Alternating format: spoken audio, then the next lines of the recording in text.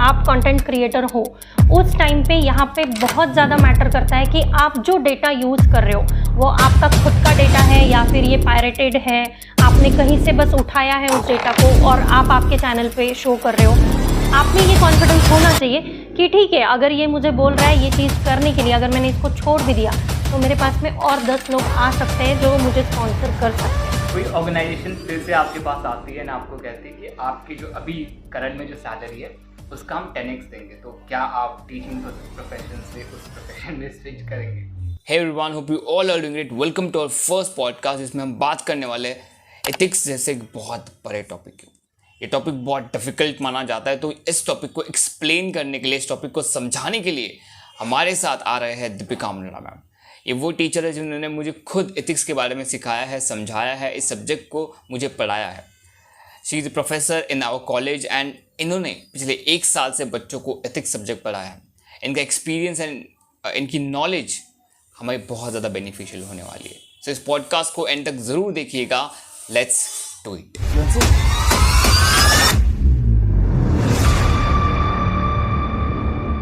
हमारी रिसर्च के अनुसार मैम 1 साल से एथिक्स सब्जेक्ट पढ़ा रही है, तो हमारे इस पॉडकास्ट के लिए मैम की जो नॉलेज है वो बहुत बेनिफिशियल होने वाली है। तो मैम, सबसे पहले जो मैं क्वेश्चन आपसे पूछना चाहूँगा, इट इज़ अबाउट एथिक्स। आप कैसे डिफाइन करोगे एथिक्स? क्या ये सब्जेक्ट जो है, कैसे आप इन्हें इसके बारे में बताओगे लोगों को?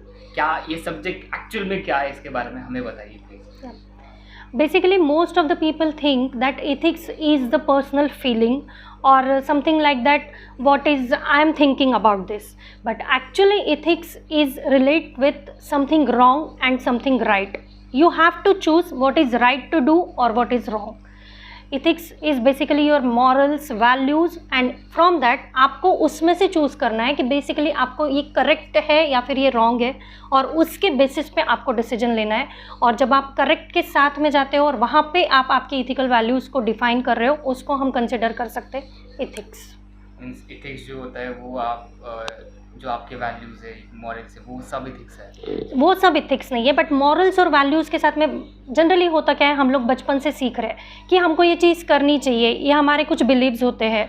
तो उस बिलीव्स के साथ में मैं किसी ऑर्गेनाइजेशन में नहीं जा सकती हूँ। जो मेरे परसेप्शंस हैं वो ज़रूरी नहीं है हर ऑर्गेनाइजेशन में यूटिलाइज होंगे। ऑर्गेनाइजेशन के इथिक्स कुछ अलग हो सकते हैं, जैसे code of conduct, confidentiality maintain करना है, ये भी सारे इथिक्स में आप वहाँ पे भी आ सकते हैं कि जैसे मुझे ऑर्गेनाइजेशन में काम करना है तो वहाँ पे मेरा एक कोड ऑफ कंडक्ट होना चाहिए, उसको मैं इथिक्स कंसिडर कर सकती हूँ। और एक कोड ऑफ कंडक्ट कैसे बनाया जाता है? कोड ऑफ कंडक्ट आपके आते हैं डिसिप्लिन, या फिर मुझे जो टाइम एडजस्ट करना है, एक टाइम के साथ में चलना है, उन सब चीज़ों को मैं बोलूँगी कोड ऑफ कंडक्ट। जहाँ पे एक ऑर्गेनाइजेशन में जब भी मैं काम कर रही हूँ तो वहाँ पे मुझे एक डिसिप्लिन फॉलो करना है, टाइम फॉलो करना है। देन मुझे वहाँ पे जो एक पर्टिकुलर सेंस बनाया हुआ है, जैसे मुझे ड्रेसिंग कोड फॉलो करना है, तो ये सारी चीज़ें भी मैं ऑर्गेनाइजेशन में कोड ऑफ कंडक्ट में काम कर रही हूँ। मुझे कॉन्फिडेंशियलिटी वहाँ पे मेंटेन करनी है, तो ये भी मेरे इथिकल वैल्यूज़ आने चाहिए कि मैं एक्चुअल में ऑर्गेनाइजेशन की कॉन्फिडेंशियलिटी यहाँ पे मेंटेन कर पा रही हूँ। क्या किसी ऑर्गेनाइजेशन के लिए हमारी जो पर्सनल वैल्यूज़ है, अगर कोई ऑर्गेनाइजेशन उसे डिक्लाइन कर देती है, मतलब वहाँ पे वो कोड ऑफ कंडक्ट जो है उस ऑर्गेनाइजेशन के अंदर वो हमारी पर्सनल वैल्यूज़ के साथ मैच नहीं कर रहे, तो उसमें ये एथिक्स की प्रॉब्लम है या हमारे पर्सनल वैल्यूज़ की प्रॉब्लम है? समटाइम्स ये हमारे पर्सनल वैल्यूज़ की भी प्रॉब्लम कंसिडर की जा सकती है। जैसे सपोज़ अगर मैं कंसिडर करती हूँ, अगर मैं किसी ऑर्गेनाइजेशन में जा रही हूँ, मैंने बचपन से सीखा है कि मैं वेगन हूँ, तो मुझे नॉनवेज नहीं मैं खाऊंगी, और ऑर्गेनाइजेशन में जाने के बाद में अगर मेरे साथ में कोई पर्सन बैठ के वो नॉनवेज खा रहा है तो उस टाइम पे मैं उस पर्सन को नहीं रोक सकती हूँ। तो ये मेरे कोड ऑफ कंडक्ट होने चाहिए कि अगर मेरे जो पर्सनल वैल्यूज़ हैं उसको मैं ऑर्गेनाइजेशन में नहीं लेके जाऊँ, वहाँ पे उसका जो भी है उसके वैल्यूज़ वो उसको फॉलो करेगा, और मुझे वहाँ पे अपने पर्सनल वैल्यूज़ को वहाँ पे कॉन्फ्लिक्ट नहीं होने देना है कि मैंने किसी को ये नहीं कहना चाहिए कि नहीं आप ऑर्गेनाइजेशन में नॉनवेज नहीं खा सकते हो। तो ये मेरे इथिक्स होने चाहिए कि जो सिचुएशन है और जो ऑफिस का मेरा कोड ऑफ कंडक्ट है उसके अकॉर्डिंगली मुझे डील करना चाहिए। मीन्स एथिक्स कभी कांस्टेंट नहीं हो सकता? हाँ, एथिक्स कभी कांस्टेंट नहीं हो सकता, बट बेसिकली देखा जाए तो आपकी पर्सनल लाइफ में इथिकल वैल्यूज़ अलग हो सकते हैं, लेकिन आपकी प्रोफेशनल लाइफ में इथिकल वैल्यूज़ अलग हो सकते हैं। जैसे इथिक्स को हम कंसिडर करते हैं objective and subjective also.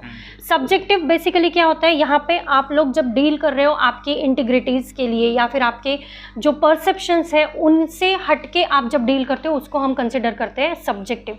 Objective मतलब यहाँ पे जब मैं डील करती हूँ मेरा जो परसेप्शन है, जो एक्सपेक्ट मैंने किया था उसी के अकॉर्डिंगली जब मैं काम कर रही हूँ उसको मैं ऑब्जेक्टिव कंसिडर करूँगी। तो यहाँ पे इथिक्स आपका एक कभी भी मतलब कांस्टेंट नहीं हो सकता, ये डिफर कर सकता है in case of subjective and objective. कोई एग्जांपल देना चाहेंगे आप आपकी पर्सनल लाइफ से जो आपने रिसेंटली एक्सपीरियंस किया? हाँ, मेरी पर्सनल लाइफ में बेसिकली जब मैंने यूरोप में ट्रैवल किया था उस टाइम पे जब मैंने वहाँ पे ज्वाइन किया था ऑर्गेनाइजेशन, मेरे लिए ये सारी चीज़ें बहुत ज़्यादा मैटर करती थी। मेरे पर्सनल वैल्यूज़ ऐसे थे, मेरे एक्सपेक्टेशंस हमेशा ऐसे थे कि मैं जो चीज़ों को फॉलो करती हूँ, जैसा मेरा कल्चर मैं फॉलो करती हूँ या फिर कुछ चीज़ें हैं जो मैं उन चीज़ों को फॉलो करती हूँ, जैसे मैं प्योर वेजिटेरियन हूँ, बट एक्चुअल में ये चीज़ें मेरे लिए वहाँ पे वर्क नहीं कर सकती। वहाँ पे ना ही मैं अपना कल्चर फॉलो कर सकती हूँ। अगर मुझे वहाँ के ऑर्गेनाइजेशन में जाना है तो मुझे उन्हीं का ड्रेसिंग सेंस फॉलो करना पड़ेगा। उसके साथ में वहाँ जितने लोग मेरे साथ में काम कर रहे हैं मुझे उनके हिसाब से भी काम करना पड़ेगा। ये नहीं कि मैंने अपना कल्चर वहाँ पे पूरा छोड़ देना चाहिए, बट उनके अकॉर्डिंगली भी मुझे वहाँ पे थोड़ा बहुत सब्जेक्टिव होना पड़ेगा कि जो मेन आपका प्रोफेशन है उससे रिलेटेड आपको आपके वैल्यूज़ वहाँ पे चेंज करने पड़ेंगे। Values, ethics and morality and integrity में क्या डिफरेंस है? बेसिकली आपके वैल्यूज़ जो आप बचपन से जो चीज़ें सीख रहे हो, करेक्ट है। जैसे मुझे बचपन से सिखाया गया है कि ये किसी से झूठ नहीं बोलना चाहिए या फिर गलत काम नहीं करना चाहिए, ये सारी मेरे वैल्यूज़ हो सकती है। बट अब इथिक्स के साथ में अगर मैं इसको रिलेट कर रही हूँ तो इथिक्स जनरली मैं कहाँ पे फॉलो करती हूँ, एक ऑर्गेनाइजेशन में फॉलो किया जा सकता है और वैल्यूज़ के साथ में इथिक्स को फॉलो कर सकती हूँ। बट मैं ये नहीं बोल सकती हूँ कि जब मैं इथिक्स फॉलो कर रही हूँ तो मैंने वैल्यूज़ को पूरी तरह से छोड़ देना चाहिए या फिर मेरे जो बेसिक मॉरल्स है, प्रिंसिपल्स है, उन सबको मैंने छोड़ देना चाहिए। उन सब के साथ में भी मैं इथिक्स के साथ में काम कर सकती हूँ, उन सबको लेके। बेसिकली शॉर्ट में देखा जाए तो ethics is a combination of morals, values and your integrities. इन सबको मिला के आपका इथिक्स बनता है। पर्सनल वैल्यूज़ जो है आपके इथिकल कोड ऑफ कंडक्ट को कैसे अफेक्ट करते हैं डिसीजन मेकिंग के टाइम? आपके पर्सनल वैल्यूज़ जैसे इथिक्स में हमने बहुत बार सुना होगा इथिकल डायलेमा, ये कंसेप्ट बहुत बार आता है कि किसी भी आप प्रोफेशन में हो उस टाइम पे आपकी पर्सनल थिंकिंग बहुत बार आपको अफेक्ट कर सकती है। जैसे हम लोग एग्जांपल ले सकते हैं किसी भी डॉक्टर का। डॉक्टर के लिए उसको पर्सनली ये लग सकता है कि किसी पेशेंट की सर्जरी नहीं होनी चाहिए, अगर उसकी ट्रीटमेंट हम लोग ऐसे ही कर ले तो इट इज़ बेटर है। But medical code of conduct क्या बोलता है कि अगर पेशेंट एक सर्जरी या फिर एक थेरेपी से तुरंत अगर वो रिकवर हो रहा है तो वो करना चाहिए। तो ऐसे टाइम पे डॉक्टर के लिए हमेशा यहाँ पे दोनों में से किसी एक को चूज़ करना बहुत ज़्यादा डिफ़िकल्ट हो सकता है। हर किसी के प्रोफेशन में ये सिचुएशन आपको फेस करनी पड़ती है कि आपको एक डायलेमा को फेस करना पड़ेगा जहाँ पे आपको दो सिचुएशंस में से किसी एक को चूज़ करना पड़ेगा और वहाँ पे ये चूज़ करना आपके लिए डिफ़िकल्ट हो सकता है। उस टाइम पे आप कितना फोकस करते हो आपके कोड ऑफ कंडक्ट को, ये आपके लिए मैटर करता है।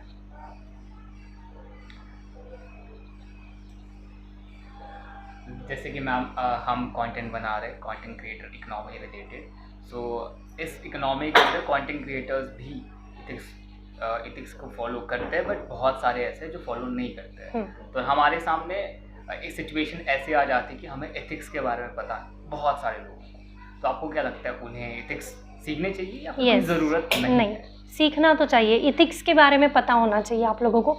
बेसिकली जब आप एक कंटेंट बना रहे हो, आप कंटेंट क्रिएटर हो, उस टाइम पे यहाँ पे बहुत ज़्यादा मैटर करता है कि आप जो डेटा यूज़ कर रहे हो वो आपका खुद का डेटा है या फिर ये पायरेटेड है, आपने कहीं से बस उठाया है उस डेटा को और आप आपके चैनल पे शो कर रहे हो।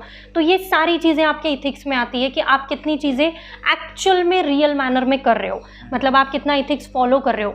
ये मेरे लिए मुझे पता होना चाहिए कि अगर मैं कंटेंट क्रिएटर हूँ तो वहाँ पे मुझे किसी का डेटा उठा के उसको यूज़ नहीं करना है, उसको सही मैनर में मैं कैसे यूटिलाइज कर सकती हूँ या फिर उसमें और अपना नॉलेज में कैसे ऐड कर सकती हूँ, और उसके साथ में मैंने अपना कंटेंट क्या करना चाहिए, क्रिएट करना चाहिए। तो यहाँ पे बेसिकली आपके इथिक्स हमेशा फॉलो होने ही चाहिए, बिकॉज बहुत सारी चीज़ें होती है आपके कंटेंट क्रिएशन में कि अगर किसी पर्सन आर्टिफिशियल इंटेलिजेंस जिसको हम कंसिडर करते हैं, आर्टिफिशियल इंटेलिजेंस आज के डेट में इतना इंपॉर्टेंट हो गया है जहाँ पे हर चीज़ उसके बेसिस पे, उस टेक्नोलॉजी के बेसिस पे पॉसिबल हो सकती है। बट वहाँ पे अगर मैंने सारा कंटेंट मेरा किसी और का लिया हुआ है और मैं सिर्फ उसी के ऊपर वर्क कर रही हूँ, तो एक्चुअल में ये इथिकल होगा क्या? नहीं हो सकता। जब आपको एक इथिकल क्रिएशन करना है तो वहाँ उस टाइम पे नॉलेज आपकी होनी चाहिए, और आप कितने अच्छे मैनर में उसको लोगों के सामने प्रेजेंट कर रहे हो ये भी डिपेंड करता है। तो इन सब चीज़ों में एथिक्स का होना बहुत ज़्यादा इम्पॉर्टेंट है। कोई एग्जांपल है आपके पास जो आपने देखा हो अनएथिकल वे तरीके से कंटेंट बनाया गया है, मतलब इसके अलावा और कोई एग्जांपल? अब आजकल वैसे भी यूट्यूब पे बहुत ऐसे लोग हैं जो यूट्यूब पे चैनल्स बना रहे हैं। एक्चुअल में बहुत से लोगों को ऐसे देखा जाता है कि एक्चुअली कंटेंट उनका नहीं है। कहीं जैसे हम लोग टीचिंग प्रोफेशन में देखते हैं, बहुत से लोग वीडियोस बनाते हैं अपने, उनके पास में रेडीमेड नोट्स होते हैं, वो नोट्स ही वहाँ पे प्ले किए जाते हैं। एक्चुअल में पता नहीं है लोगों को वो नोट्स किसने बनाए हुए हैं। तो यहाँ पे ये आपके इथिकल वैल्यूज़ आपको सपोर्ट नहीं करते कि डेटा अगर आपका है, नॉलेज आपका है और आप उसको शेयर कर रहे हो तो ये आपका इथिकल कंटेंट हो सकता है। बट बहुत से लोग यूट्यूब पे, बहुत लोगों ने ऐसे चैनल्स स्टार्ट किए हुए हैं जहाँ पे कंटेंट आपका नहीं है, या फिर हम कंसिडर कर सकते हैं डेटा नहीं है उनके पास में, बट फिर भी सिर्फ लोगों के व्यूज़ आने के लिए ये सब चीज़ें हो रही है, तो इसको हम इथिकल कंसिडर नहीं कर सकते। वैसे एक्चुअल में होता क्या है, जब आपने जो एग्जांपल दिया उसमें मैं आपको इंक्लूड करके बताता हूँ। जब फर्स्ट थिंग मेरे को खुद को नहीं पता था एथिक्स के बारे में, जब आपने पढ़ा है उससे पहले पता नहीं था। तो मेरे जैसे बहुत सारे, अभी भी बहुत सारे लोग हैं, तो हमें पता नहीं है कि हमारे जो एथिकल कोड ऑफ कंडक्ट है वो क्या होने चाहिए, कैसे होने चाहिए। तो हम अपनी एथिकल कोड ऑफ कंडक्ट कैसे फ्रेम करें, तो आप बताइए उसके बारे में, कैसे हम फ्रेम कर सकते हैं एथिकल कोड ऑफ कंडक्ट हमारी ऑर्गेनाइजेशन के लिए, हमारे पर्टिकुलर चैनल के लिए, हमारी टीम के लिए। सबसे पहले तो आपको अगर इथिक्स फॉलो करने हैं तो यहाँ पे आपकी कॉन्फिडेंशियलिटी मेंटेन होनी चाहिए। मतलब आपके साथ में जितने लोग काम कर रहे हैं उन सब का बेसिक मोटिव ये होना चाहिए कि हमारी जो चीज़ें हैं या फिर हमारा जो चैनल है उससे रिलेटेड जितनी इन्फॉर्मेशन है वो कॉन्फिडेंशियल होनी चाहिए। तो आप कोड ऑफ कंडक्ट यहाँ पे फॉलो कर सकते हो। प्लस इसके साथ में आपके खुद के जो मॉरल और वैल्यूज़ हैं उसको एक्चुअल में इम्प्लीमेंट करो आप, आपके जो आपका क्रिएशंस है उसके अंदर। तो आपको पता है कि आप करेक्ट हो या फिर रॉन्ग हो। जब आपको मन से ऐसे लग रहा है ना कि ये चीज़ नहीं, ये अनइथिकल हो सकती है, एक्चुअल में मैं किसी और की चीज़ उठा रहा हूँ और अपने चैनल पे प्रेजेंट कर रहा हूँ, तो ये कहीं ना कहीं आपको भी लगेगा कि ये अनइथिकल है। तो ये सारी चीज़ें आप में होनी चाहिए। कॉन्फिडेंशियलिटी आपने मेंटेन करनी चाहिए, एक प्रॉपर डिसिप्लिन मेंटेन करना चाहिए, और किसी का डेटा आपने यूज़ नहीं करना चाहिए। ये बेसिक इथिकल प्रिंसिपल्स तो आपने यूज़ करने चाहिए। आपके पर्सनल लाइफ से रिलेटेड कोई इथिकल कोड्स जो आप खुद फॉलो करते हैं आपके टीचिंग प्रोफेशन में? जनरली मुझे टीचिंग प्रोफेशन में जो इथिकल, मतलब बहुत बार ऐसे होता है ना कि डायलेमा मेरे लिए क्रिएट हो जाता है कि अगर मेरी क्लास का स्ट्रेंथ 80 है, 60 है, जो भी है, तो पूरे स्टूडेंट्स पे इक्वली वहाँ पे मुझे फोकस करना है या फिर मुझे किसी को कोई अलग से अटेंशन देना है। समटाइम्स क्या हो जाता है कि सारे स्टूडेंट्स को अगर मैं चाहूँ भी इक्वल अटेंशन देना है मुझे, तो ज़रूरी नहीं है हर स्टूडेंट मुझे उसी वे में लेगा, करेक्ट है। तो यहाँ पे मेरे लिए हमेशा एक इथिकल डायलेमा क्रिएट होता है कि मैंने कुछ जो पर्टिकुलर स्टूडेंट मुझे लग रहा है कि एक्चुअल में वो सही में एक अच्छा वर्कआउट कर सकते हैं, तो उनके ऊपर मैंने ज़्यादा फोकस करना चाहिए। मुझे पर्सनली लगता है ये, बट एक्चुअली मैं इसको इम्प्लीमेंट नहीं कर पाती हूँ, क्योंकि इथिकली मुझे हर किसी को सेम यहाँ पे फोकस करना चाहिए और हर किसी के लिए उतना ही टाइम मुझे डिफाइन करना चाहिए। एथिक्स फॉलो करना प्रैक्टिकली बहुत डिफ़िकल्ट है। प्रैक्टिकली पॉसिबल हो सकता है, but sort of it is difficult. तो मैम क्या होता है, कंटेंट क्रिएटर्स जो है उनके सामने एक इथिकल डिलेमा आ जाता है कि हमारे सामने कोई स्पॉन्सर्ड आ गया। फॉर एग्जांपल एक स्पॉन्सर है जो गैम्बलिंग ऐप प्रमोट करने के लिए हमारे पास आ गया। वो कहता है कि यार आप इस ऐप को प्रमोट करो, एंड एक्चुअल में हो क्या रहा है, इंडस्ट्री में बहुत बड़े बड़े कंटेंट क्रिएटर्स भी इस एप्लीकेशंस को प्रमोट करते हैं अपनी वीडियोस में, विच इज़ आई बिलीव गलत है। एंड जो कंटेंट क्रिएटर प्लेटफॉर्म्स है वहाँ पे भी कुछ ऐसे प्लेटफॉर्म्स है जो अलाउड नहीं करते, लेकिन फिर भी फॉर एग्जांपल यूट्यूब पे अलाउड नहीं है ऐसे एक्सटर्नल लिंक्स प्रोवाइड करना जो गैम्बलिंग ऐप रिलेटेड है। तो क्या होता है, सिचुएशन ऐसी आ जाती है कि जब स्पॉन्सर हमारे पास आ गया तो अगर हम उसे मना भी कर देते तो वो किसी और के पास चला जाएगा, और ऐसे सिचुएशन में फंसकर कंटेंट क्रिएटर क्या करता है कि वो तो जाने ही वाला है दूसरे के पास, तो इससे अच्छा मैं ही कर लूँ। तो इससे कैसे डील करेंगे? बेसिकली ये आपका पर्सनल व्यू है कि मतलब मुझे क्या करना चाहिए। अब इथिक्स हमेशा आपको क्या बता रहा है कि आपको एक रॉन्ग और एक सही राइट चीज़ में से एक को आपको पिक करना है। उस टाइम पे अगर आपको ये कॉन्फिडेंस नहीं है कि आप में ये कॉन्फिडेंस होना चाहिए कि ठीक है, अगर ये मुझे बोल रहा है ये चीज़ करने के लिए, अगर मैंने इसको छोड़ भी दिया तो मेरे पास में और 10 लोग आ सकते हैं जो मुझे स्पॉन्सर कर सकते हैं। ये कॉन्फिडेंस आप में चाहिए, तभी आप आपका जो इथिक्स है उसको फॉलो कर सकते हो। अदरवाइज जब होता है बहुत से जब स्टार्टअप्स होते हैं उस टाइम पे जब आप में कॉन्फिडेंस नहीं है, तब आप ये सोच सकते हो कि नहीं, अगर मैंने चलो इसका सपोर्ट मैंने ले लिया तो शायद मुझे बहुत अच्छे लाइक्स मिलेंगे, व्यूज़ मेरे बढ़ेंगे, बट ये इथिकली सही नहीं है। और जब आपको इथिक्स फॉलो करने ही है और आपको खुद को भी लग रहा है ये इथिकली सही नहीं है, तो आप में ये एक कॉन्फिडेंस आपको क्रिएट करना पड़ेगा कि नहीं, एक जा रहा है ना, it's okay, let it be, मेरे पास में दूसरा कोई ना कोई आ ही जाएगा जिसका कंटेंट मैं यहाँ पे क्रिएट कर सकता हूँ जो इथिकली सही होगा। तब आप एक्चुअल में इथिक्स आपकी ऑर्गेनाइजेशन में इम्प्लीमेंट कर सकते हो। Thank you ma'am for this kind of information जो हमारे लिए फ्यूचर में बहुत ज़्यादा हेल्पफुल होने वाली है। आजकल मैम यूट्यूब पे बहुत लोग कुछ हेट स्पीच या फिर नेगेटिव कंटेंट बनाते हैं, तो उसका रिएक्शन पब्लिक के ऊपर कुछ नेगेटिव तरीके से होता है, तो फिर पब्लिक भी उसके ऊपर ऑफेंड हो जाती है, तो इसके बारे में क्या कहना है? नेगेटिव जब कंटेंट बनाया जाता है तो बेसिकली जिस एक प्लेटफॉर्म पे आप बना रहे हो वहीं से आपको उसके लिए रेस्ट्रिक्शंस होने चाहिए। सबसे फर्स्ट पॉइंट यहाँ पे आता है। लेकिन अगर वहाँ से रेस्ट्रिक्शंस नहीं है तो उसके बाद में ये मेरी पर्सनल थिंकिंग होनी चाहिए कि मैंने ये कंटेंट डालना है या फिर नहीं डालना है। बट इसके बाद भी अगर कुछ लोग ऐसा करते हैं तो एक्चुअली जेन्युइनली ये सही चीज़ नहीं है, क्योंकि यूट्यूब या फिर कोई भी सोशल मीडिया प्लेटफॉर्म आजकल कोई भी यूज़ कर सकता है, इवन स्मॉल किड्स और आपके जनरेशन सब कोई यूज़ कर सकते हैं। तो ये एक नेगेटिव इम्पैक्ट क्रिएट कर सकता है टेक्नोलॉजी का। अगर फ्यूचर में कंटेंट क्रिएटर जो भी है उन्होंने अगर इथिक्स को फॉलो करना बंद कर दिया तो उसका क्या इम्पैक्ट हो सकता है? बेसिकली अभी टेक्नोलॉजी इतनी मूव हो चुकी है कि हर चीज़ आपकी कंटेंट क्रिएटर पे डिपेंड हो रही है, या फिर हम कंसिडर कर सकते हैं टेक्नोलॉजी पे डिपेंड हो रही है। हर प्रोफेशन अभी 80% टेक्नोलॉजी के साथ ही डील कर रहा है। यहाँ पे अगर आपने इथिक्स को फॉलो करना बंद कर दिया तो यहाँ पे जो आर्टिफिशियल इंटेलिजेंस आप यूज़ कर रहे हो वहाँ पे कॉन्फिडेंशियलिटी मेंटेन नहीं रहेगी आपकी। और किसी भी बिज़नेस के लिए, कंटेंट क्रिएशन हो या कोई भी बिज़नेस हो, कॉन्फिडेंशियलिटी बहुत ज़्यादा मैटर करती है। और अगर यहाँ पे इथिक्स फॉलो नहीं करोगे, आप कोड ऑफ कंडक्ट नहीं होगा आपके साथ में, तो आपके ऑर्गेनाइजेशन की कॉन्फिडेंशियलिटी मेंटेन नहीं हो सकती। और अगर ये चीज़ें मेंटेन नहीं होगी तो बेसिकली जो आप सोच रहे हो कि इकोनॉमी डेवलप होने वाली है, वो डेवलपमेंट कहीं ना कहीं रुक सकता है। मतलब जैसे इंडिया को कंसिडर किया जाता है कि ये बहुत सारे कल्चर का एक कंट्री, इसको कंसिडर हम लोग करते हैं। अगर इथिक्स फॉलो नहीं होंगे, हमारे कल्चर फॉलो नहीं होंगे, तो यहाँ पे हमारी इकोनॉमी का डेवलपमेंट नहीं हो सकता। मैम जो इथिक्स है वो हमें हमारे वर्क कल्चर में या फिर कंपनी में कैसे अफेक्ट होता है डिसीजन मेकिंग? इथिक्स बेसिकली जब भी डिसीजन मेकिंग होता है उस टाइम पे जनरली इथिकल डायलेमा क्रिएट होता ही है।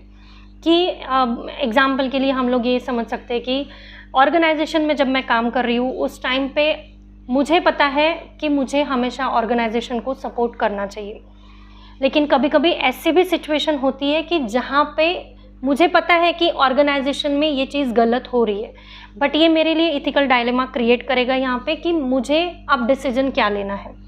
जैसे मैं हमेशा आप लोगों को बोलती हूँ कि कोई एक नर्स है, जब वो हॉस्पिटल में काम कर रही है, उसके सामने ऐसा कोई पेशेंट आ रहा है जो उसको पूछ रहा है कि इस पर्टिकुलर सिचुएशन पे और कोई थेरेपी हो सकती है क्या, कि मुझे ऑपरेट करना ही ज़रूरी है। और उस नर्स को इंटरनल पता है कि अगर ऑपरेशन नहीं भी किया जाए तो भी पेशेंट रिकवर हो सकता है अदर मेडिकेशन से। बट उस टाइम पे जो उसका कोड ऑफ कंडक्ट है टू द हॉस्पिटल कि उसने ऐसे नहीं बोलना चाहिए, तो वो उसका डिसीजन है कि अब उसको किसको सपोर्ट करना है, हॉस्पिटल को सपोर्ट करना है या उस पर्टिकुलर पेशेंट को जिसकी हम ये कंसिडर कर सकते हैं जिसकी कंडीशन नहीं है उतना सब पे करने की। तो ये डायलेमा हमेशा क्रिएट होता है आपके प्रोफेशनल लाइफ में डिसीजन मेकिंग के टाइम पे, आपको एक्चुअल में किसको चूज़ करना है। और मैम एक लास्ट क्वेश्चन, हमारे सारे ऑडियंस के लिए कुछ मैसेज देना चाहती है? सोसाइटी के बेनिफिट के लिए यस, एथिक्स को हमको फॉलो करने चाहिए। जहाँ पे अगर हमने प्रॉपर मैनर में कोड ऑफ कंडक्ट यूज़ किया, एथिक्स फॉलो किए, तो हो सकता है कि जो हमारी नेक्स्ट जनरेशन आने वाली है उनके लिए हम कोई अच्छे इम्पैक्ट्स यहाँ पे क्रिएट कर सकते हैं। वही अगर हमने एथिक्स को फॉलो नहीं किए, जैसे क्रिएटर इकोनॉमी में अगर हम ऐसे वीडियोस बना रहे हैं, ऐसे कंटेंट क्रिएट कर रहे हैं और उसको सोशली हम लोग चैनलाइज कर रहे हैं, तो इन सब चीज़ों की वजह से हम लोग नेक्स्ट जनरेशन के लिए एक गलत इम्पैक्ट यहाँ पे छोड़ सकते हैं। तो एक्चुअल में सोसाइटी के लिए बेनिफिशियल हो सकता है एथिक्स को फॉलो करना। Before we end this podcast, तो मैम के लिए कुछ सिचुएशंस रखते हैं, देखते हैं मैम की डिसीजन मेकिंग स्किल्स कैसे हैं।